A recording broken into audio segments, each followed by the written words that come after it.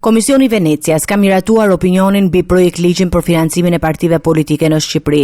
Një dokument prej 38 faqesh që përmban listë detajuar për dispozitat e draftit dhe rekomandimet për përmirësimin e tij. Megjithatë, ekspertët e Venecias vlerësojnë nismën legjislative si një hap pozitiv. Ata evidentojnë nevojën për masa më të forta në kontrollin dhe transparencën e financimit politik. Në opinionin e tyre, ekspertët ngrenë shqetësim se projekt ligji nuk adreson në mënyrë të mjaftueshme rrezikun e financimeve të fshehta politike, sidomos në kushtet e nivelit të lartë të ekonomisë informale në Shqipëri. Një pjesë e konsiderueshme e aktivitetit ekonomik dhe shoqëror në Shqipëri vazhdon të funksionojë përmes transanksioneve me para në dorë dhe mekanizmave të tjerë informal. Në këtë kontekst, projekt ligji nuk adreson në mënyrë të mjaftueshme financimin e fshehtë politik dhe as nuk krijon mekanizma efektiv parandalues dhe monitorues të përshtatur për realitetin shqiptar, thuhet në opinionin e Komisionit të Venecias. Një tjetër rekomandim i ekspertëve lidhet me rritjen e transparencës gjatë fushatës zgjedhore. Sipas tyre, partitë politike duhet të raportojnë financimet jo vetëm pas zgjedhjeve, por edhe përpara dhe gjatë fushatës.